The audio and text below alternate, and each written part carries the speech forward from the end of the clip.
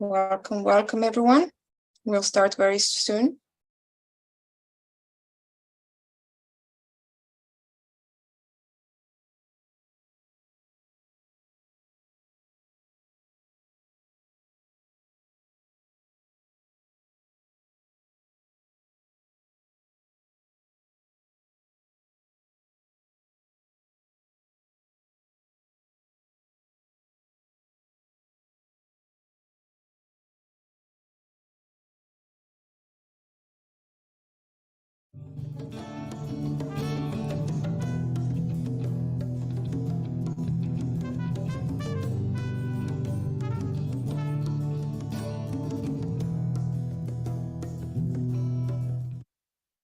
Welcome to this webinar of the ICA, the International Crime Prevention Through Environmental Design Association.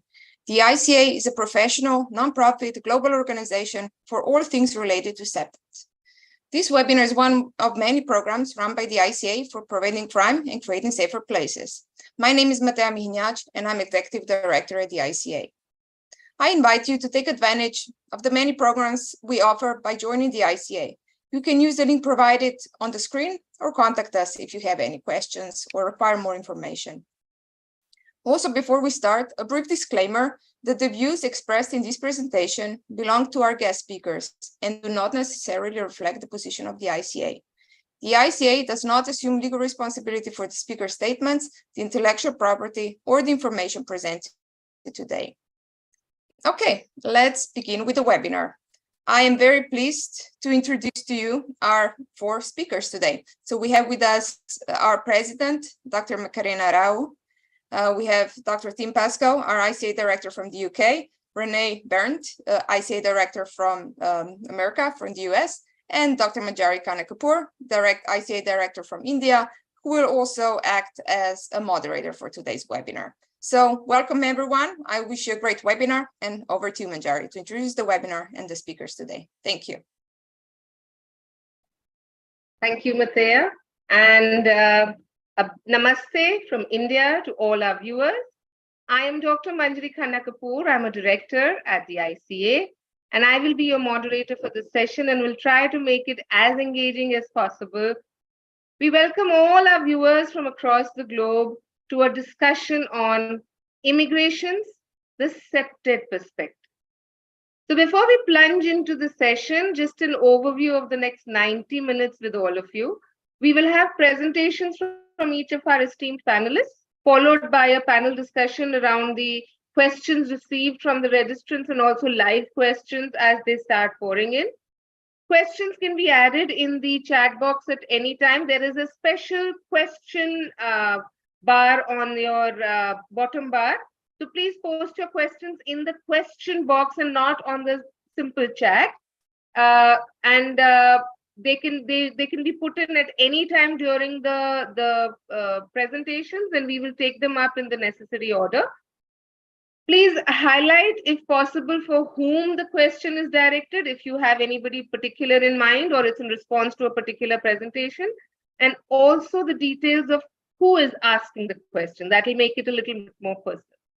We may not be able to address all the questions, though it will be our endeavor to do so. And for all such queries which we are not able to address, we will be happy to engage with you after the webinar by mail or phone as it may be convenient. You can write into our contact details mentioned on the promotional material below at the end. At any time, you can write to us on our personal IDs or on the ID given on your registration link. So coming back to the topic for the day, let's start the webinar. Now, immigration as a concept is not new and not something that is definitely new to this millennium. Some of the greatest nations of the world today are populated only by virtue of immigration. Indians, I speak for India, are one of the largest migrant community in almost every part of the world. But how many of you know that more than half of the Indians themselves, the Indian Aryans, the Indian Aryan race, have also migrated from Central Asia or Central Europe? So what we call ourselves Indians are actually not Indians. So who are we? So who is the immigrant and who is the original? We humans have created these imaginary lines on the globe and declared certain movements legal and others illegal. These are, of course, valid systems which are required for modern day social and economic governance. We're not contesting the systems here, but just opening the floor for a discussion on this very contemporary and yet a centuries old argument in the context of CPTED. So immigrations, legal or illegal, immigrants in general have borne the brunt of hostilities from their host state. Now, they could vary from casual daily remarks to racial slurs, from general unwelcome vibes to sometimes serious hate crimes, and from being blamed for things like loss of jobs to serious accusations for rising crime rates. Immigrants still continue to face these, and they almost know what they are in for when they're choosing to immigrate. And yet, more and more people immigrate every day for different reasons. Some even put their lives at stake, and the numbers of people dying in attempts to immigrate also continue to rise. What, in this case, is the role of the host countries? What is the role of their native communities in their new environments? What is the role of CPTED in alleviating their pangs and their correlations, if any, to crime? With these questions, it is my privilege and honor to introduce the esteemed panel for the day, starting with Dr. Tim Pascoe from United Kingdom. He has been a community researcher for over 25 years, carrying out qualitative and quantitative research and evaluation. He has a particular interest in designing and managing out crime. His work has resulted in a publication record that has added to the understanding of community safety problems and solutions. Second panelist for the day is Renee Byrne from the United States of America. It would be nice if each one of you waves out, though your names are definitely given below. So Renee has 25 years of architectural experience and extensive knowledge of learning environments tailored to the specific social emotional needs of each age group. In the last decade, he has become concerned that strategies with the goal of providing safety in schools have instead increased anxiety, fear, and conditions that could foster bullying, vandalism, and social isolation. To counter this trend, Renee is promoting the CPTED defensible space tenets and aims to provide learning environments that foster positive social relationships. And you will see a reflection of that, I think, in his presentation too. Last but not the least is our own ICA president. She needs no introduction. I'll try nevertheless. She has wide experience leading urban and public safety projects and initiatives in Chile, Latin America, and the Caribbean. In 2008, MACARENA founded PBK Consulting, a company that assists governments, companies, and NGOs applying CPTED strategies in countries like Mexico, Honduras, Chile, Brazil, among many others. In this role, she has particularly promoted the second generation CPTED, and of course, it would be like showing a torch to the sun that she is leading the International CPTED Association from the front. So let's get started. And we start with Dr. Tim Pascoe as our first presenter, bringing us the United Kingdom flavor on the subject. We all know that UK is one of the favored destinations for immigrants since centuries. UK, on its part, being a colonial power, has populated many continents of the world. So let's hear it from Tim.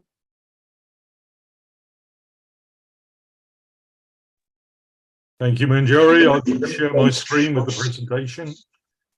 And what I hope today to do is to give you a UK perspective and really set the scene for the rest of the webinar and for more focused examples, perhaps from my other two colleagues today. So, a UK perspective. As Manjari said, we have been benefiting from immigration for hundreds of years. We recognise the positives that we get from immigration, rapid population growth. We've got cultural diversity, which increases the social and economic vitality of our small island. And we are a small island, and we're constantly getting more people coming into it, which is something we have to try and balance. However, we also recognise that migration can pose some challenges, and CPTED has a role to deal with those challenges so we can maximise social integration of people coming to our country and therefore create even more harmonious communities. As you can see from this slide, in more recent decades, more people have been coming to our country than have been emigrating. So year upon year, we have been welcoming immigrants to our country. Just for 2022, the net migration figure was 606,000 legal migrants to our small country. Over 6 million people were living in our country, had a different nationality when they were born. So again, you can see we come from a wide experience of successfully welcoming immigrants to our country. So successful, even the Mayor of London and even our Prime Minister have migrant heritage, just illustrating how positive we are on immigration. So you're looking at this slide, you can see a quarter of the best people in the UK, best paid people, are UK migrants. So they're bringing economic vitality to our country, as well as more diversity and cultural diversity. Just one of the most recent examples of us opening our coasts, welcoming people into our country, was the issue with the war in Ukraine. We have welcomed Ukraine refugees in all sorts of ways. We created new ways of welcoming into our country, into our families, taking them literally into our families. They're staying in people's houses, sharing their roofs, all sorts of ways, again illustrating how we have a heritage of welcoming immigrants to our country. But we've got to be realistic, we've got to look at the evidence, and we know to get successful integration of immigrants and migration, we have to balance social tensions. We have to recognise in some instances, in some rare occasions, there may be crime issues, there may be a process of integration that is complex and is not as quick as we would hope. So when we're looking at CPTED, these are the kind of things we will be taking into account. And we have a major issue of illegal migration in the UK. Illegal migrants poison the atmosphere for legal migrants. They come illegally. As they're illegals, they aren't going to be working formally. If they can't work formally, for example, how are they going to make a living, raise money? A lot of that might be crime. So we have a problem of illegal migration, and the illegals make it worse for our communities to accept our legal migration. So we welcome legal migration. We think it's great, but we have an issue with illegal migration. Facts just goes to those figures. As you can see, a significant number are coming in illegally. A lot of them are coming across the English Channel in very small dinghies, putting themselves at risk. And again, the journeys are unnecessary as they pass through many European countries before they're getting to us.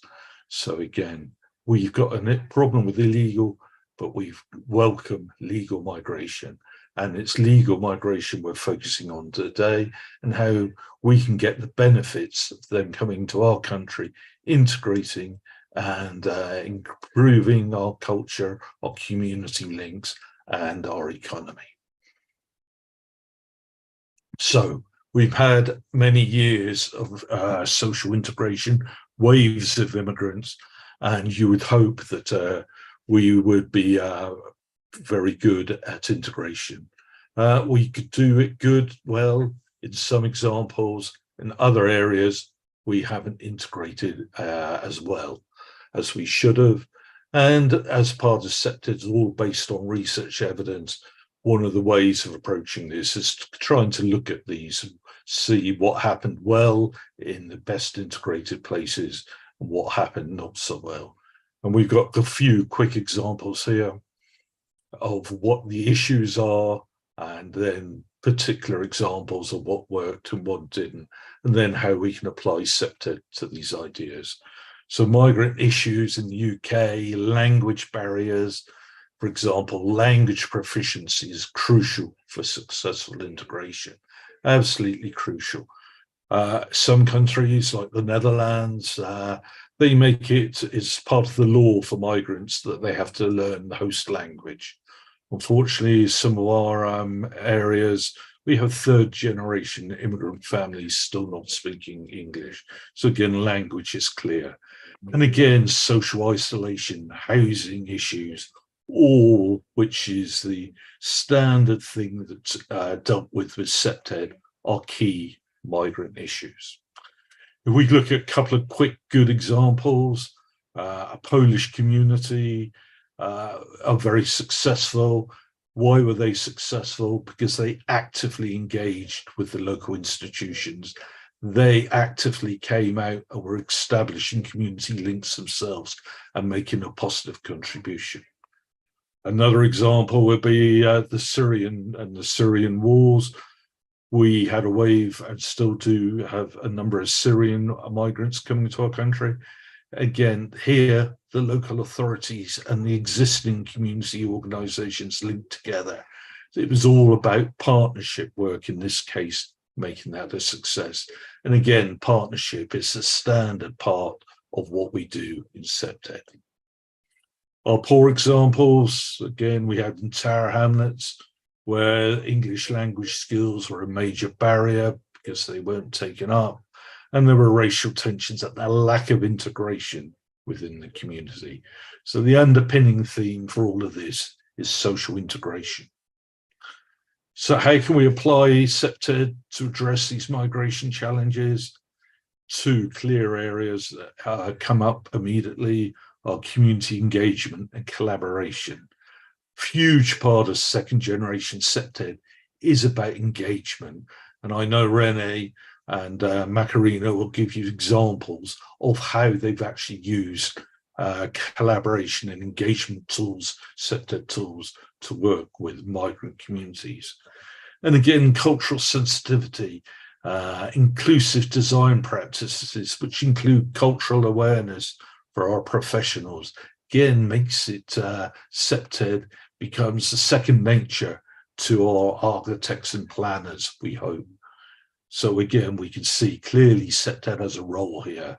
It's got a role with social integration. We're all about designing public spaces. That's what we do. So again, you can see all those clear links between migration and CPTED and housing design. Just to kind of finish off, I think probably had my 10 minutes, but how we can link CPTED to not only generic CPTED, but to first generation CPTED, to second generation CPTED, and to third generation CPTED.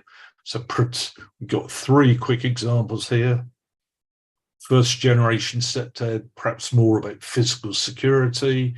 Here we could apply it maybe to try and protect ourselves from illegal immigration. So our legal immigrants have a better welcoming and better opportunities. And we can improve physical tools to undertake that and try and detect illegal immigrants. Looking to the future, we might develop better detection systems, say, for all those small boats that are coming across our channel and putting all the people in the boats at great danger. If we look at second generation, this is an integration model. We believe if we applied this model, we can maximize our social integration. And as you can see, participation and empowerment, for example, is a major element of this integration model. And again, second generations is all about community engagement. It's all about that participation and empowerment. So we can see, again, migration, immigration are all key part of second generation CPTED. And third generation CPTED as well. I can't take credit for this slide. I've borrowed it from Dr. Terence Love. He's a very world-renowned practitioner and academic in CPTED from Australia. This is his definition of what we mean by CPTED or third generation CPTED.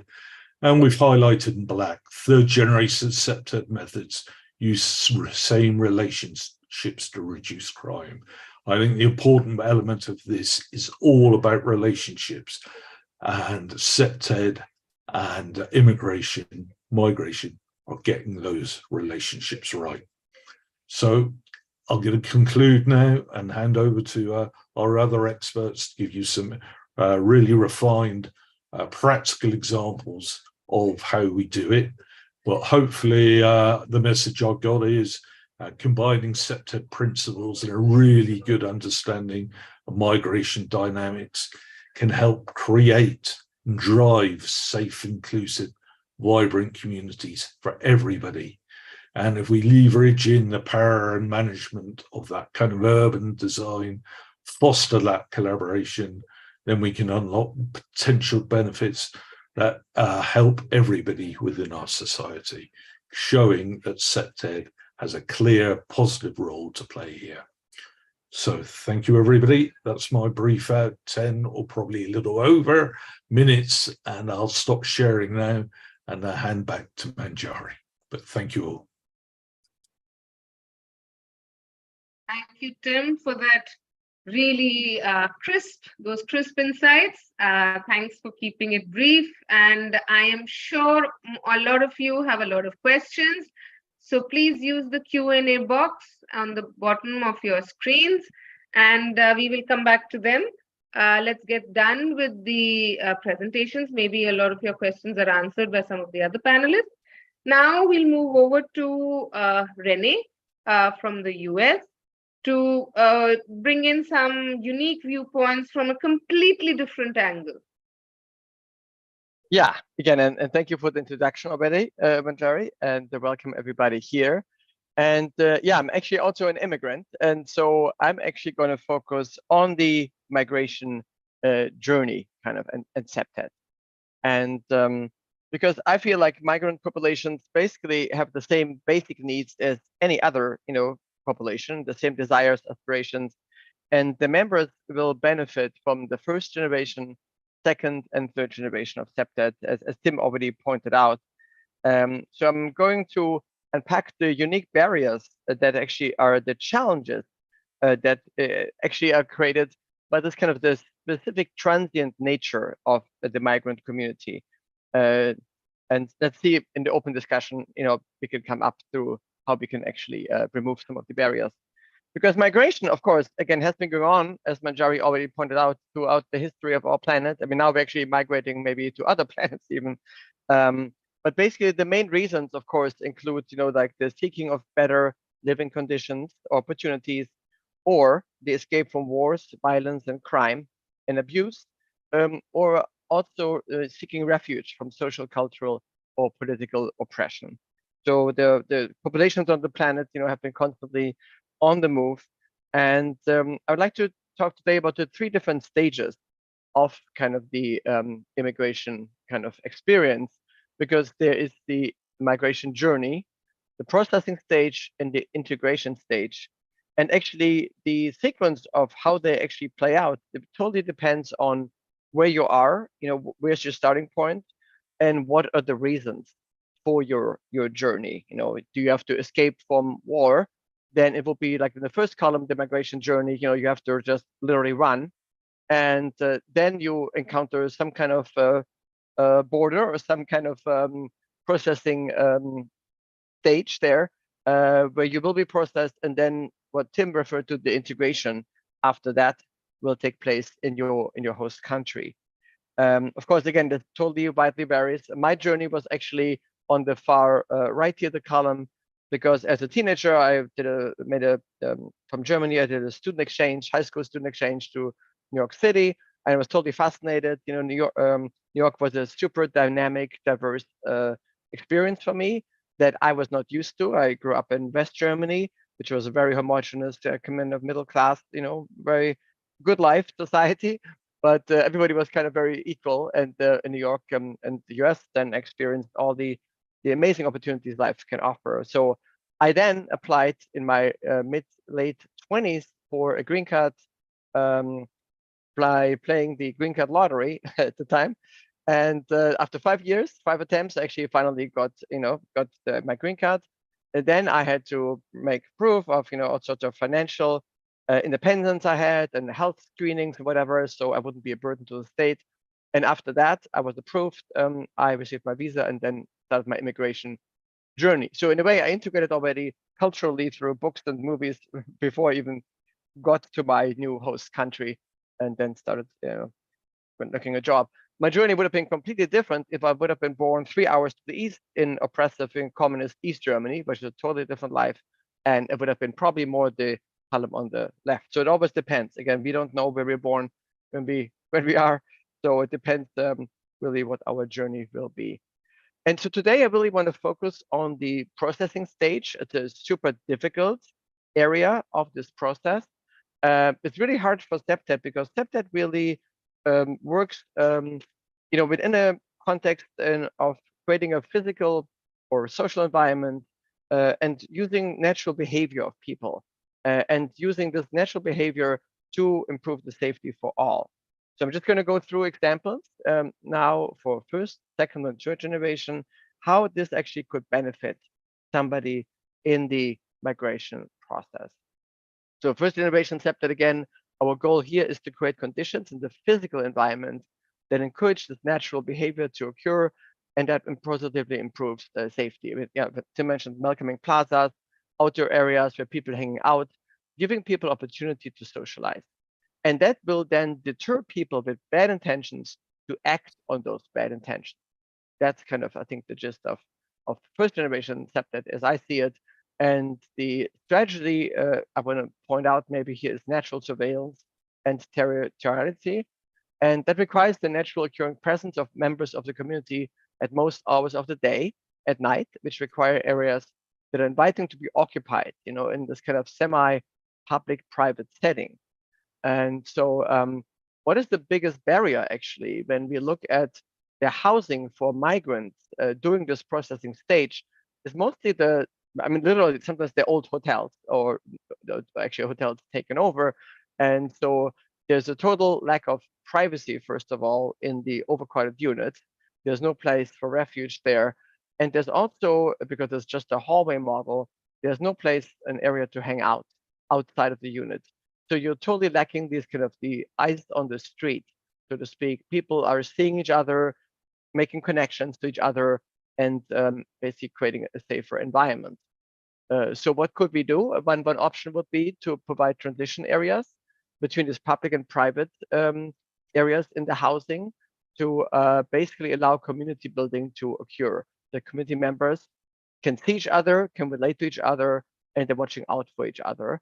And also to really improve the privacy that people actually who are coming from a really traumatic journey, probably some life-threatening experiences along the way, that they really can find a space where they can be without fear of intrusion and maybe lower their level of personal trauma. Another option, actually, that what Tim just brought up is also very interesting. That was actually practiced during the, or is now practiced still during the Ukraine war with immigrants, migrants from Ukraine. Instead of concentrating large people like in one location, which is always a high stress. We know that from social housing that doesn't really work. Too many people that are stressed out in one small building or one big building is actually not good. But so actually placing them with volunteer households in already stable social neighborhood context. And that has been extremely powerful. And we just have to make sure that the balance is right, because too large a number can overwhelm the existing neighborhood as well. But having these stable conditions already and placing people who are in stress into those is a really successful way of dealing with that. Second generation STEPTED, here the goal is to improve safety and prevent crime by building strong community connections through empowerment of the community and then allow the community to determine how to improve the safety. Again, Tim had some great examples of the Polish community there, how they take initiative and they create their own networks. And yeah, that is really helpful. So the STEPTED strategy here would be to build a sense of community connection. So the individuals in a group feel united in a common goal to develop like a sense of common interest. It's not just everybody for themselves. And the biggest barrier is here when we look at the US and Mexico border. This is the latest numbers from 2022. It's more not about the numbers are high, but it's about the mix. It's 70% single adults and 6% unaccompanied minors. It is like 3/4 of these are individuals, and they're basically in this kind of state of survival mode. So they're not thinking about the larger good or the community. They're just thinking about, surviving, getting through, and thinking about themselves. So what can we do to create more social cohesion? We could actually, for example, create during this processing stage of the journey here, community events and gatherings. Some of them can be actually for information sharing. Actually making people informed is a way of bringing them together, sharing information, next steps in the migration process. For example, eating. Everybody will be fed during this process if it's legally organized. And so eating in small groups to create opportunities for members to share their stories and share their experience, which again creates a bonding experience. So it's not like, oh, I'm here only for myself, but no, I'm part of a group. They all share my journey as well. And yeah, so basically utilizing this temporary social cohesion to achieve safety, because it is a transitional phase they're in. And third generation STEPTED, and we in our STEPTED for School guide, we actually really dive deep into this. Is basically the understanding that we can only improve the safety and well-being of a community if each member comes from a place of emotional stability and resilience. So this is about a really different approach to STEPTED, and we're starting with the individual. And so the strategy here would be, again, migration is a super stressful experience, and the stress reduction and calming strategies are really at the forefront. So to move the individuals out of this trauma-induced, like fight, flight, freeze, or fawn responses into a mental state that is more stable and allows people to then respond in stressful situations in a non-violent, more calmer way that will benefit the whole group again.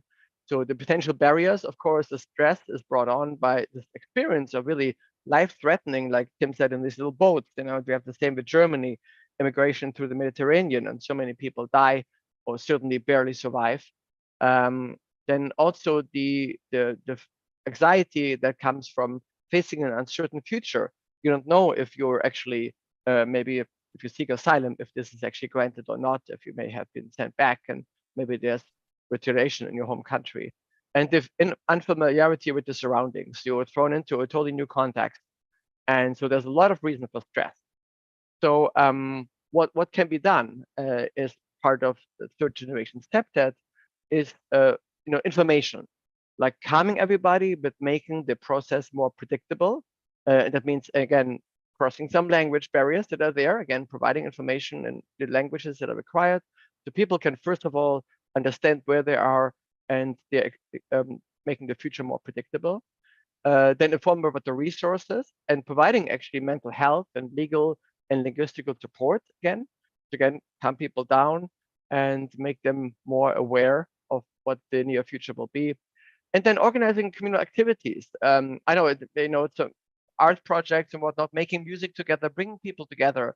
And this sounds maybe funny in a way, but in our colleagues in Latin America has enormous success in some communities where, opposing gang members would have literally shot each other on sight. But then 1 week later, they're actually participating in a plaza cleanup or mural painting at the town square. So again, this could go a long way. And again, we're in a transient situation, but it will have a big impact. And then providing settings maybe for this kind of individual stress relief, like through meditation, yoga, relaxation support, basically a shift in the emotional resilience and stability. That is what third generation CPTED is all about. And yeah, so I'm mimicking a little bit here Tim's message from migration is like a long-term, very labor-intensive effort to make it successful. And it hinges really on the ability and willingness of the host country to provide the support services that are needed. And the CPTED strategies, we all believe here are a valuable tool in our toolbox to achieve the success. And I'm gonna hand it off to Manjari again. Thank you, Rene. As expected, it was a very, very structured presentation, very structured inputs, put in a very simplistic and straightforward way. I love the way you put the facts across. I think it should be very clear to our viewers what we're kind of hinting at from the CPTED perspective. And now, of course, I request Dr. MACARENA Rao to please share with us another different aspect of the subject of immigration, the children. We talk about legal, illegal. What we miss most of the time is those little ones who don't care about legal, illegal. They they have all kinds of traumas, they have all kinds of experiences, and which can create criminals for life or good citizens for life. And she has been working extensively with some of them and will share some really, really great findings. And I'll request you, Maka, to please take over the stage. Thank you, Manjari, and hello to all viewers and attenders for the webinar. I am super, super honored to be here sharing this panel with you, Manjari, with Rene, and also with Dr. Tim Vasco. I will present very brief a case study that I have done with some part of the CPTED region team and some colleagues in Chile, in the south of Chile, from the children's perspective view. The title is Environmental Needs and Fears from Migrant Children in Yanquihue, Chile. Yanquihue is a very little city in the south of Chile, but it is an industrial city. Because of that, the past 5-6 years, many migrants come from different parts of the region first, and then they migrate to Yanquihue. They look for better jobs, they look for better opportunities. It is a lake city. We have in front of Yanquihue a very beautiful lake, that is the Yanquihue Lake with nice volcanoes. And in the Chilean case, the Ministry of Education has different programs to help the interaction and the connection from these children, migrant children, with the Chilean children at schools. The most of the migrants come from Venezuela, as you can see in the charter, and also from very big countries in the Hispanic region that sometimes suffer from different poverty situation or lack of jobs. And because of that, these migrants come to Chile. And the Ministry of Public Projects, the MOP in Chile, they start a very beautiful project that is the Waterfront Yanquihue project. They want to rebuild public spaces in the waterfront of this city. And this is a very huge project with a big invest in money and with many meters of public spaces, 2,810 meters, as you can see.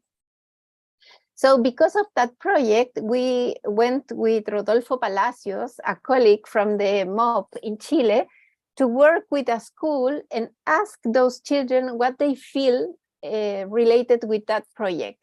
Because that project seeks to increase the quality of public spaces, to increase the quality of the beaches, of the lake, to produce public plazas, new public plazas, and to build also a Yanquihue dock. We work in May with the school Inés Gallardo Alvarado in Yanquihue with children from 10 to 12 age, and 10% of the total amount of children, 48 children, were migrants. And we gave them a very simple instruction with a piece of paper, blank paper with different colors to draw their dream, and we asked them to dream your waterfront. And then we got subjective information from the unconsciousness part of the perception thermometer of these children that was super interesting. As you can see in the picture, children also that are migrants, they are a little different than the children that are Chilean, because we realized that migrants, they are super clean, they want to be to follow the school rules. Sometimes the Chilean children are not so well organized, but the migrant children, they are super aware to follow the school rules. And the Chilean children after COVID crisis, they get very damaged in mental health issues. So as you can see here, some pictures, we got very interesting results that are common to Chilean children and for migrant children, but also very distinctive results that are different for both groups. All children, Chilean and migrants, they love the landscape. They highlight in their drawings the volcanoes, for example, as you can see in the picture, the lake, the beach. They value much that landscape.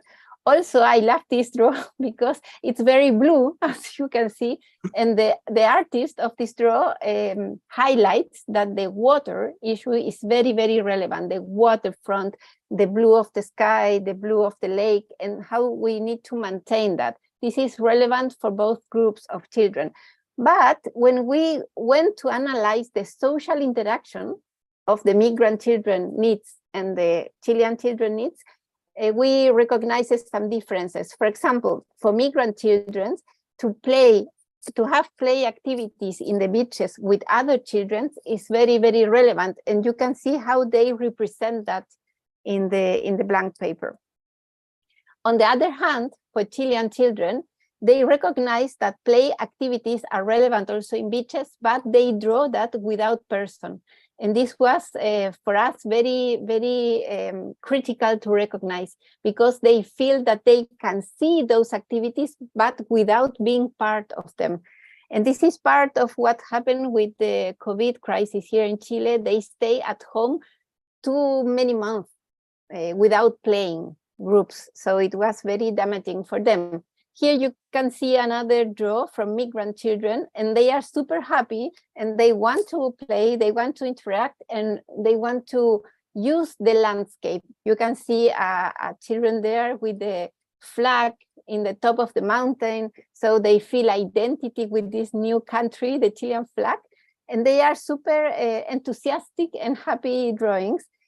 And we recognize some of the Chilean children, they start drawing themselves in the middle of the sheet that is very positive, but alone, without social interaction. And this is something that we need to take on account for a social program, for example, for mental health for children, pandemic trauma. Also, something that is very similar to both groups is the aware of the environment care. And they feel that they need to take care of pollution, they need to prevent pollution, they need to take care of the water, of the mountains. For them, is very relevant.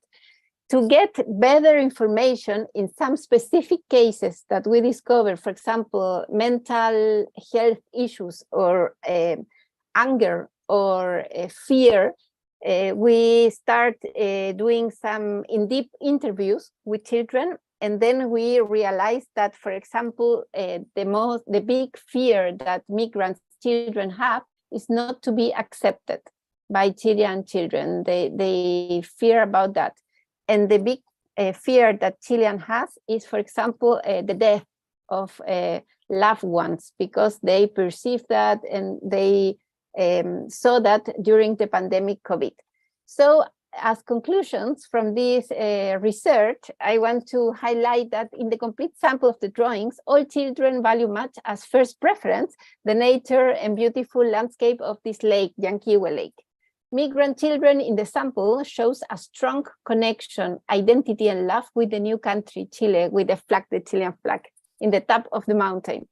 Chilean children shows in the sample post-COVID stress without social interaction in the drawings, and only few represent themselves in the center of the sheet in the blank paper. Migrant children express in the drawings the need for more social interaction in public space and a more emphatic community of belonging.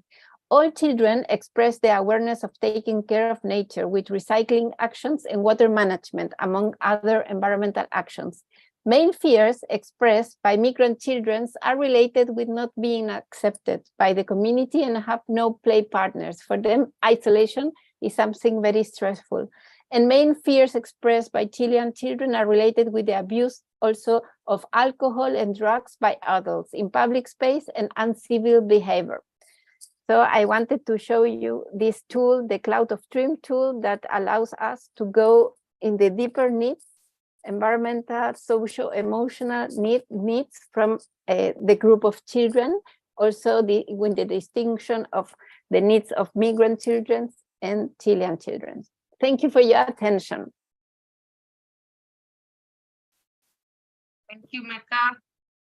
As always, you were spot on with your pertinent points there, and you, all three of our esteemed panelists, and we must congratulate ourselves. We've wrapped up our presentation spot on time, and we have just the right amount of time to have a good, healthy discussion with all our viewers.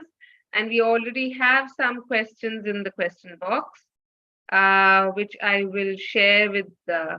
So we'll start with first some of the registrant questions. So I'll take this question to Tim. Tim, what is the importance of immigrants in the prevention of crime or life improvement in urban settings? I think the main one is what the immigrants can deliver at a local level and a wider in that main difference is they've chosen to be there, they want to be there, they're more driven, and that drives through to wanting to engage with communities, to create small businesses, to create large businesses, to create employability. So added to the economic vitality of the area. If there's jobs and creation, then there's going to be less crime. So it's all in a positive way. They are positively contributing to their own local community, integrating and creating opportunities not only for themselves, but for the host community as well. Thank you, Tim. I hope our registrant's question is answered there. Another question, I'll take this to Mecca. Mecca, the question is, how would a municipality apply the principles of CPTED in an immigration or migration context? What would actually be done? It is a very good question. We developed that Llanquihue project with the Ministry of Public Projects, but also with the Llanquihue municipality. And for them was very surprising to apply this diagnosis, the CPTED diagnosis tool, the Cloud of Dream, because they realize really in depth the real needs, the environmental needs of children. So sometimes you don't know the real needs, the environmental needs the community has. And you can distinguish, for example, you can work with the needs of women or elderly with the CPTED tool diagnosis. So it was very useful for the municipality to recognize those needs and then to plan based on evidence a very comprehensive intervention. Thanks, Mecca. Okay, so some interesting questions in the question box. I think the session is just warming up, and I invite all of you to share abundantly. We'll try and cover as many as possible. So I'll take this to Rene. Rene, the question is from Dinesh Ilangovan. I suppose he's from India, sounds like an Indian. How does CPTED support diversity and inclusion when thinking about migrants? Yeah, I would. This is a great question because I came to CPTED reading Jane Jacobs' book, Life and Death of the Great American City, and she was describing especially these vibrant migrant communities, where people actually, compared to their maybe northern cultures, which are more indoor oriented, they're actually more outdoor oriented, and they created really lively street and very safe street settings, for people with actually low crime. And again, she's talking about how that all changed when they then suddenly put into huge social housing complexes, where all this went away and there was a little unit. So again, it's CPTED really thrives in very vibrant communities that love the outdoors, that love to gather outside and create this kind of the eyes on the street, the presence of other members. So I think in that sense, many of the migrant communities, again, it's a good type of community to apply CPTED principles, to providing the physical environment for that. Hopefully that answers. Thanks, Rene. I hope that answers Dinesh's question. He has another question, and I think that is in response to Maca's presentation, I'm assuming so. So I'll take this to you, Maca. What was the major age group who showed positive commitment, and what was the age group who were not supportive with the survey? And what was the reason that the speakers will think so? The cloud of trim tool works in different ages. You can apply a cloud of trim methodology with elderly, with youngster, but in this case, we had a sample of children from 10, 11 ages, because it was the course that was availability. We had availability with them. We were before they went out for holidays. So, and it was very proactive, and they felt very, very comfortable. And we had only, I mentioned at the beginning of my presentation, 10% of them, of the sample, were migrants, and the other were Chilean. And so it depends. It is a qualitative tool. So you can define a sample. It's not a statistic representative of a complete population, because it is a qualitative tool. And we developed with CPTED Region Corporation in the year 2005 a manual with 7 filters of analysis of these drawings that is in our PBK consulting webpage that you can download.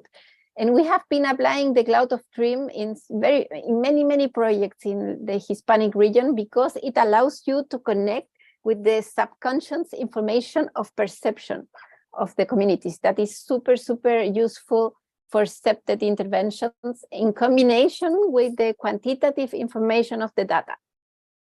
I don't know if I respond the question. I'm sure you did, Maca, and if the questions persist, I would request them to write to us or continue with questions here. That's always the window which is open to us.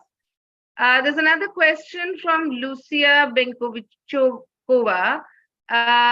She writes, is there any recent scientific literature on CPTED related to migration?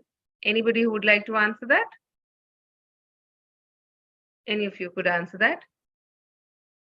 I'm not aware of it, I must say. So I think the tools of CPTED, there's plenty of scientific literature on that, on how they're used and how that might be used in different scenarios. And migrant scenario, as MACARENA illustrated, that is actually in use. So whether there's any particular focused academic pieces of work, not my area, but there's plenty of literature on the tools that we use with CPTED that we can use in migrant community situations. Yeah, you're right. Yes. I would say generally they're so general in nature, they apply to all communities. You know, that's why maybe there was no need maybe to look specifically, again, if there's a very vibrant social community, these strategies will always work better, regardless of what the type of community it actually is, you know. So I think And just to add to my colleagues, we developed with Dr. Tim Pascoe a research, longitudinal research for 4 years in the Hispanic region to create and test an impact CPTED evaluation model. And we wrote a book then later that you can find online. It is in the app Academia, for example, for free. You can download it, and it's CPTED impact evaluation. In that book, we describe the research with scientific basis and method of the implementation of CPTED with impact evaluation in some communities from the Hispanic region with migrants also in those communities. So if you are interested, you can find that book. I think Lucia must have got more than the expected answer to her question there. Okay, we have another interesting question from Sapna Dhiman. Again, sounds like an Indian. After all these techniques, still crime is occurring. Please explain. She's elaborated. She says Chandigarh in India is designed by Le Corbusier. He has taken care of all the CPTED techniques, but still crime persists. Anybody wants to take that? Yeah, I think that's a fundamental question. It gets to the nature of what CPTED can do, the limitations. You know, again, CPTED is in my mind, like it's a passive tool, and I have experienced, you know, maybe an example where if the conditions are no longer there for the kind of CPTED principle to work, that how crime is even worse. So let's say we will probably never eradicate all crime because, again, our goal is to prevent people with bad intentions from acting on the bad intention. There are some people who they will, regardless of whatever, they will act on bad intentions. You know, that's why we can't prevent, like, you know, terrorism in planes, whatever. I mean, there's always people who are determined, and that will always happen. But we can create a situation. Again, my hometown here, pre-pandemic, it was a thriving city with beautiful small stores and really liveliness, and there was very little crime really in the downtown area.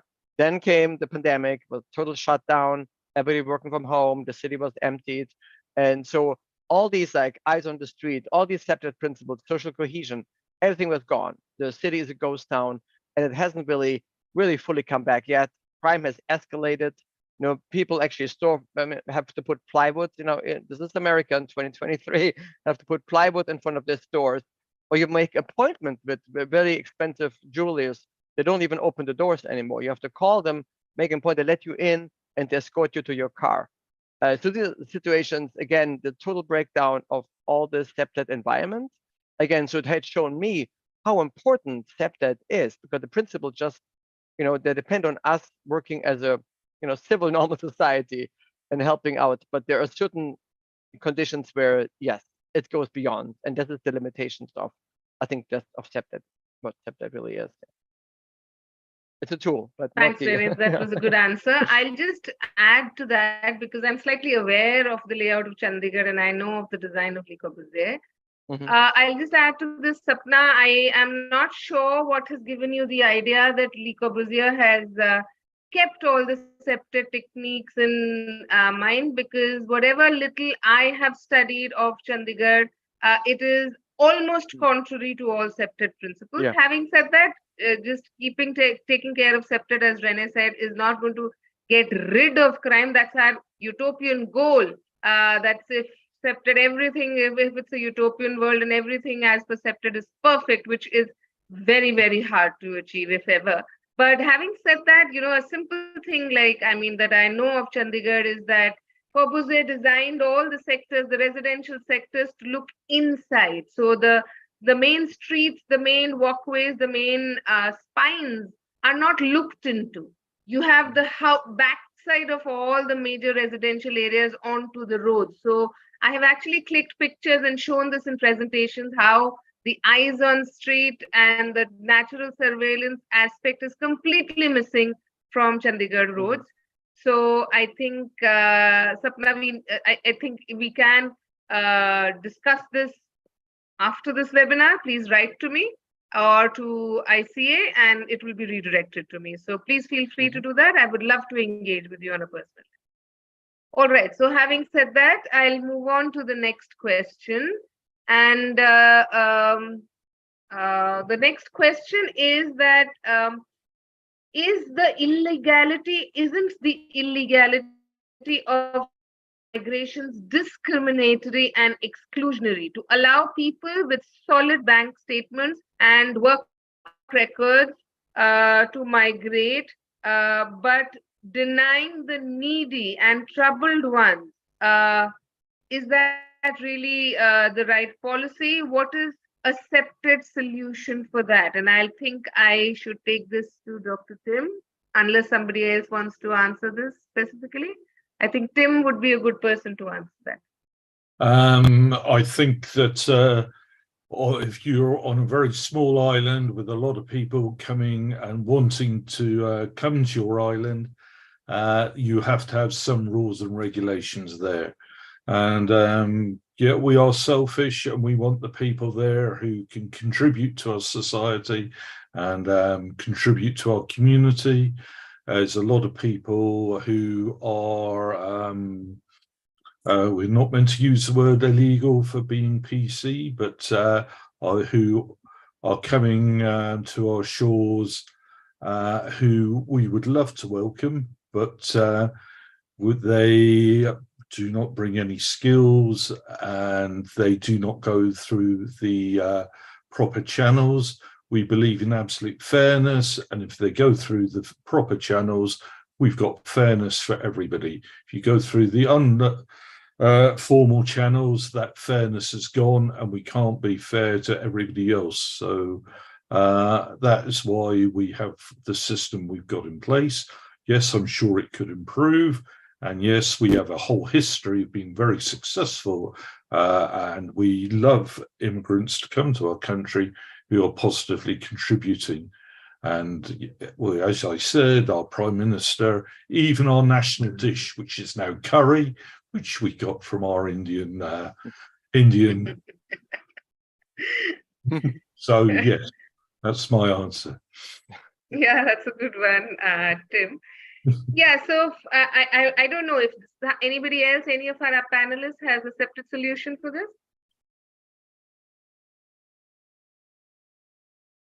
So, I mean, if I was to put it very simply, you see, border controls are probably a form of access control, of surveillance at another level. So they are very much a part of the separate solution. So, you know, if you just open your borders and allow anybody to get in and anybody to get out, that does not work as percepted.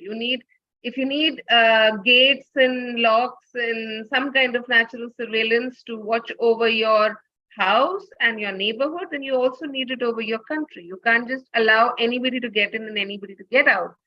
Having said that, yes, every country does have its own set of rules. After all, if you're trying to migrate to a country which has a particular standard of living, which is aspirational, and it's the lifestyle that you want to look up to, and they offer you safe haven, then they do that because they have a law and order system in place. They have a legal system in place, a judicial system in place, and you can't say that, okay, I want the flexibility of walking into their place and not following a legal system, because that's what makes them a safe haven. So you see, it's a two-way process. Having said that, there needs to be probably a sense of more empathy, which already is a strategy which is being adopted by many countries in the world who are opening themselves up to strife-stricken immigrants from troubled places, and I think inclusion, non-discriminatory approaches, and empathy is probably the answer from the CPTED third generation perspective also, and from all of CPTED. Now I have a question, another question, which is a question of my own, if I may. And the question is that, when we talk about migrants and we talk about integrating them into our society, there are two completely different viewpoints that I know of. There might be a third and a fourth. You could share it with us.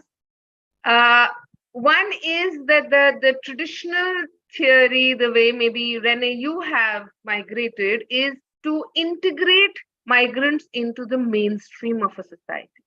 And you probably, Renee, you live next door to somebody from another country, and maybe an Indian and a Chinese, and blah blah blah. All the the nationalities are represented in a neighborhood.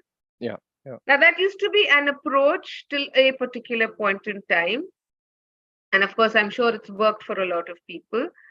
And then I came across some experiments which were being done in some parts of the world. I won't name them here, but they actually did experiments with, giving a community a particular neighborhood and making that a homogeneous sort of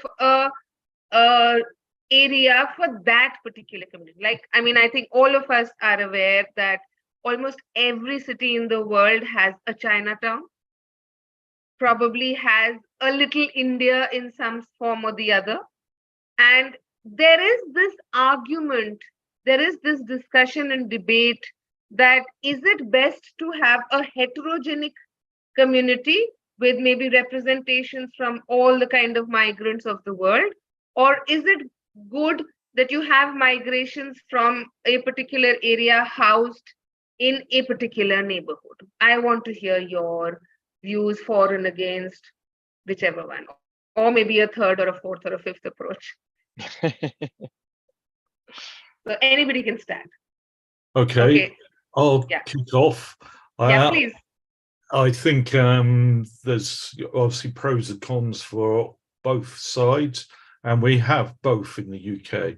Historically, integration is better when, I would say, when it's mixed. What you can create is almost the equivalent of a gated community, which is a term we love to use in CPTED, when all families are living together in one area.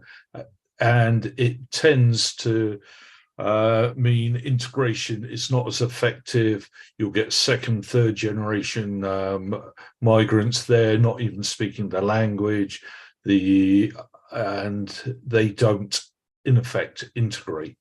So one form just leads to not as effective integration as the other.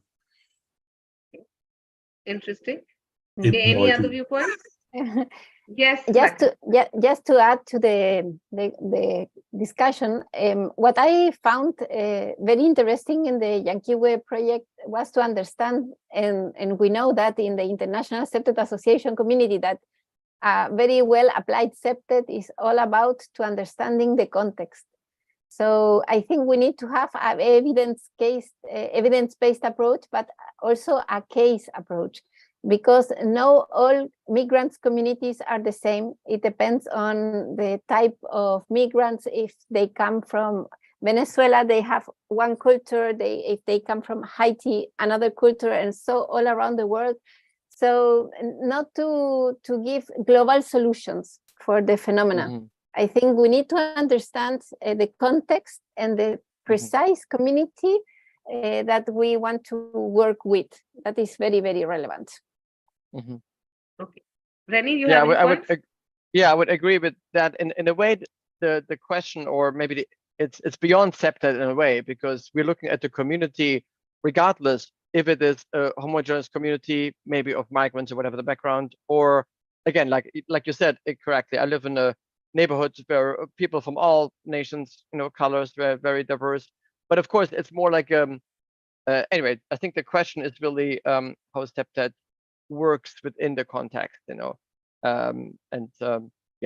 So I had another point, but I now forgot. I forgot what was the other point. Never mind. You can come back to it if you recall it. Yeah, but the point I was trying to get at was that the second experiment that I was talking about, where they consciously bred homogeneous communities, incidentally, they found that they were able to control crime much better.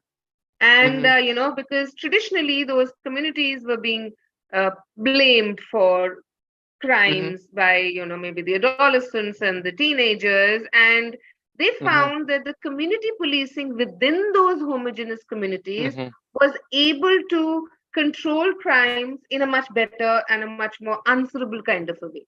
So of course, this is just a standalone kind of an experiment, but it's interesting how important a role the communities and how a particular migration policy is allowed to blend them in is very interesting. In fact, I think yeah, sorry, Rene, go ahead. No, I was going to say that's a great point. That it's actually it's from within. CPTED is not about hiring security guards or law enforcement coming from the outside in the community. I think that is the point. I think you just made, and I was looking for before that the best safety security comes from within that community. And I think that is the beauty of that. But then of course, what can happen, like Tim was saying, you can have a parallel society. So it's a matter of how then that community also is inclusive or integrated to the rest of the nation, and they don't form a parallel society, because we had some examples in Germany where suddenly the societies of migrants were so closed off that the same oppression took place. People fled the country to come to Germany, but then they're living in this community, and then suddenly the same laws applied that they were escaping from, because they were not applying German law anymore, but their own law. So again, it's interesting. It all depends on the community and how they want to see themselves in relation to the host country. Because they could create the same bad conditions that people trying to escape from, with it. Yeah, but there's another interesting. I had presented this case in my presentation at the Cancun conference, where we have this area in Delhi where we have a conglomeration of a lot of immigrants, refugees from Afghanistan. So there's a huge Afghan community there. I mean, obviously, it must have started with one or two of them, renting a place and then calling more. And as more and more came on, they kind of started taking in more and more places around that place. So much so that I have actually presented this in that conference, that now in that entire area, you actually have restaurants, a string of them all serving Afghani food. All the medical stores there have Afghani language on the thing. And in fact, when that market closes down in the night at around 10 o'clock, the place becomes an Afghan market, where all the women, children, the residents of that area, they all come out, and when you go there, I've actually documented that. When you go there, you don't even think you're in Delhi. You feel like you're in Kabul. So, so it's like, and they are there, they are having their breads, they're just kind of relaxing, and the women are feeling very safe, and they are with their veils and everything, and with all their restrictions, but it's their area, and they're almost thriving there. And of course, on our part, the Indian sellers, the shopkeepers, they're only too happy to have a nighttime economy out of this. So it's a two-way process. So I think you have to say kudos to those storekeepers who've actually catering for that new clientele, and the people have kind of. And now I see a lot of those Afghani people working in those very shops, so they're getting employed there too. So, I mean, it's an extreme example of how that homogeneity of that whatever community has, kind of helped them settle into their new place. So, I mean, and I'm create sure safety at night even. Create safety at night. Yeah, and they come out that's exactly at night. People on the street, Yeah. Manjari, Oh, Manjari, sorry, Tim. I want to insist in something because I think it's very relevant for our attendees who are listening to the webinar because I Please, saw go some ahead. of the feedback in the Q and answer, especially from Petra. Hi, Petra, how are you? To Germany. And I want to highlight that our position as International Accepted Association is just not to give global recipes or global answers to a global phenomenon, because we understand that context is everything in accepted. So we can't say that this works, for example, as you mentioned, in India with the Afghan migrants, and is the same for Latin America with the Venezuelan migrants. Not, we are not saying that. What we are saying is that we think that accepted, well applied in a first, second, and third generation, it's a very useful tool for integration when you applied it well. But it will depend on the context. It will depend on the case. This is the main position of our webinar. Absolutely right. Absolutely right. So what we can sum it up is to say that there can't be a one-size-fits-all kind of I mean, obviously, when migrants are coming to a socio-economically developing nation like India, it will be a different thing. And when they're going to a developed country like maybe UK or the US, then it's a completely different thing.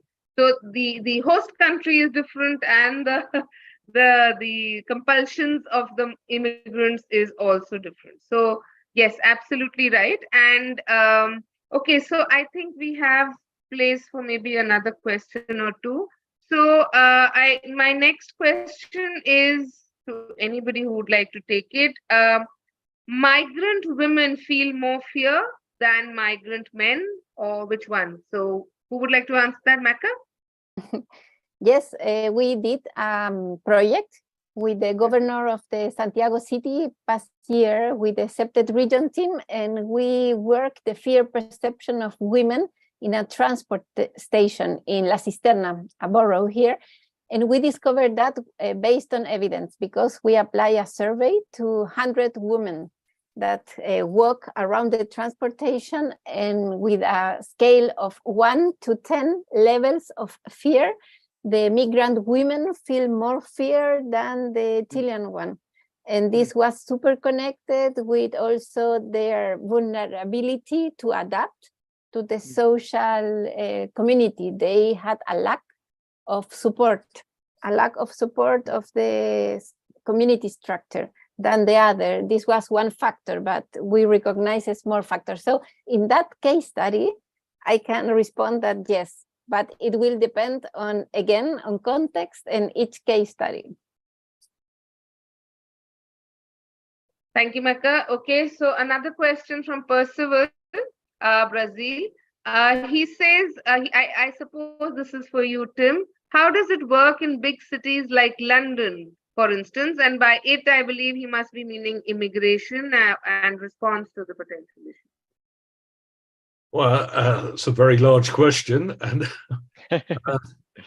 I mean, London's been a melting pot for immigration for hundreds of years. We welcome immigration. We have certain areas that immigrants tend to congregate in, certain neighborhoods. But as it's a very cosmopolitan city, we deal with it by treating them just as normal human beings. And that's the very basic, that's how we deal with it. I think to add to that, yes, in London too, you have specific areas which are, you know, maybe thronged by specific communities, or may be popular with a community, and another area may be popular with another community. You have a Chinatown too. Yeah.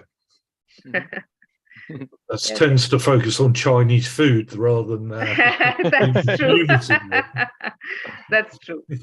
Okay, so another question has come in. It says, how do architects and urban planners, how can architects and urban planners use the results presented in MACARENA's case to design increases in that community? Who would like to take that? Maca? Sorry, can you repeat the question? I didn't hear it well. How can architects and urban planners use the results presented in your case to design increases in that community? Well, after we developed that diagnosis with children, now we are planning to develop one with vulnerable groups of women to complement different ages, and then we will gather all the information, the qualitative information with quantitative information, and to start like charrette workshops, that is participatory design workshops. We'd love that. With the architects, for example, with designing more playgrounds for interaction for children. And then when we have ready the designs, we will come back to the community with the children at school, with the children, with the women community, and we will show them the designs. And we will start the charrette so they can use pencils again, or some Legos, for example, to give us a feedback of the design and to propose new design. I love that. When they destroy my design and they propose something total much better. And with that charrette, we will start finally the design process. Yeah, maybe I could answer as an architect, like looking at this beautiful, I mean, you are architect as well, but looking at this beautiful study, I think like you want to, again, creating like these playgrounds, like you said, so opportunities for kids, really children to play with each other, because that was one of the themes, that they were lacking maybe play partners, bring them together.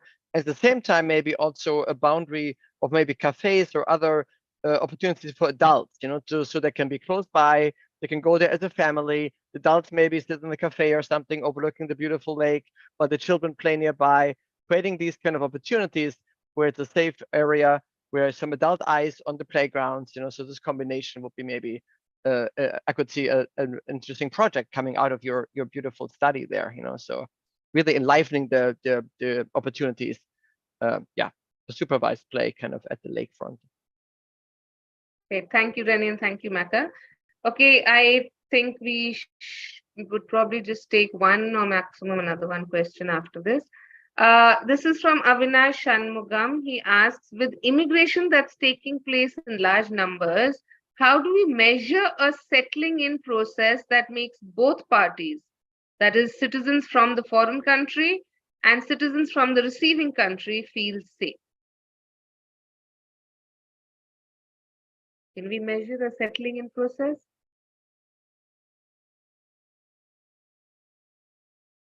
Anybody?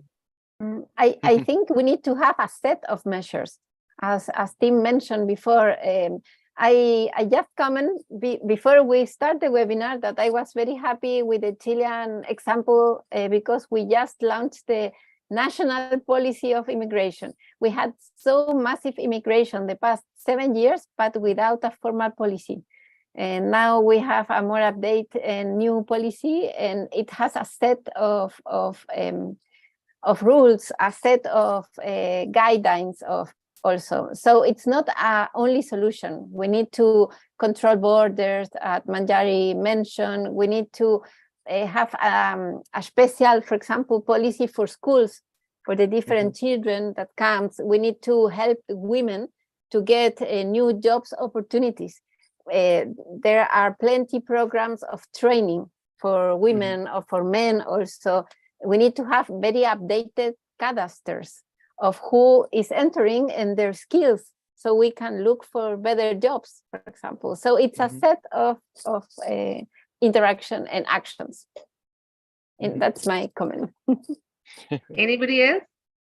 Yeah, I would say, because my group here, the CPTED and school committee, is actually working on a CPTED safety audit.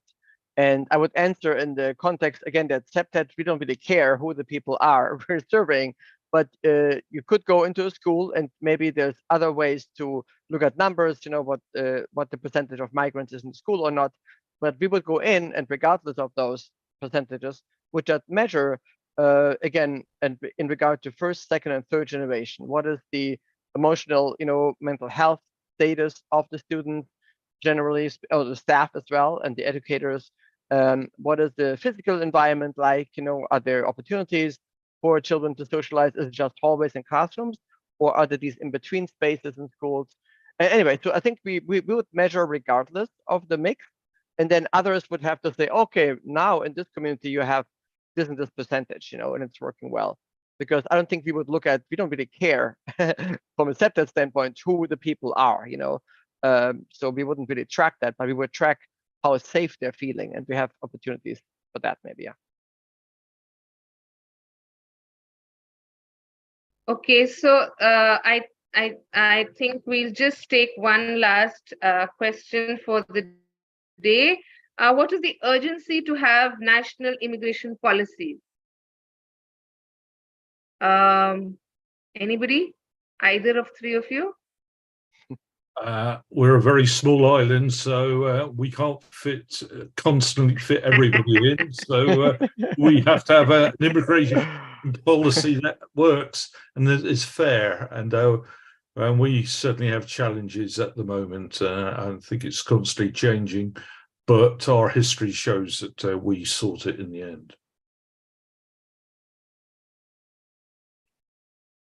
Yeah, it goes a little bit beyond CPTED again, these questions, yeah, it's hard to absolutely answer so from a CPTED there were a few standpoint. questions which were not directly related with the topic at hand, so that's why I have not covered them in this, and there was a lot of discussion on the Q&A chat, which again may not be right to share here.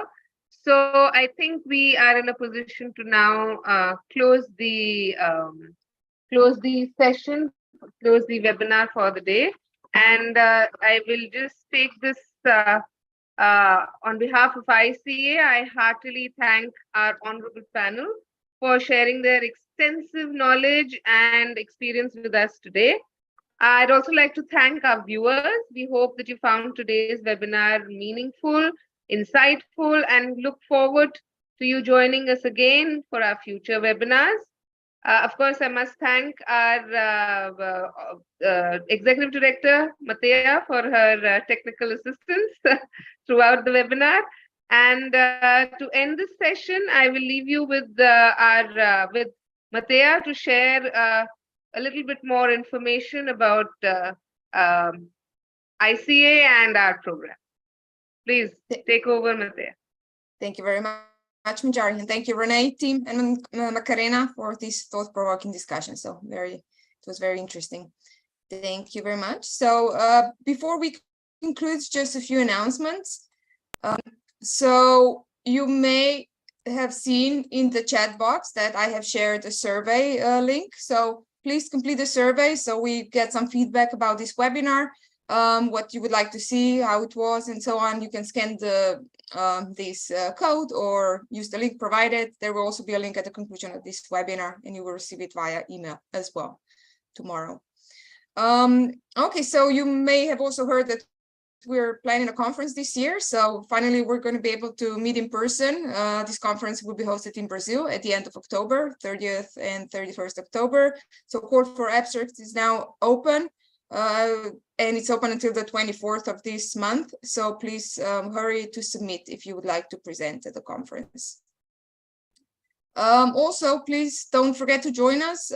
We offer several benefits to our members. You also get notifications about our events, and you can complete certification and so on. So please don't hesitate to join us if you're not yet a member. Speaking of certification, we call it the ICCP. So this is the personal certification for CPTED practitioners. Please use this link to read more about it or contact us if you would like to know more.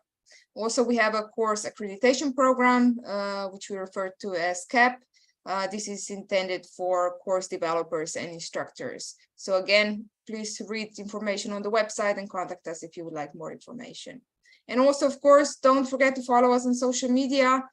We have platforms like YouTube, Twitter, Instagram, LinkedIn, and Facebook. So we're all on all of those platforms. And of course, thank you very much again, everyone. We hope to see you again soon. Make sure to stay safe, and all the best to everyone, and enjoy summer or winter wherever you are. Bye. Bye-bye. Nice to see you. Bye-bye. Thank you. Thank you.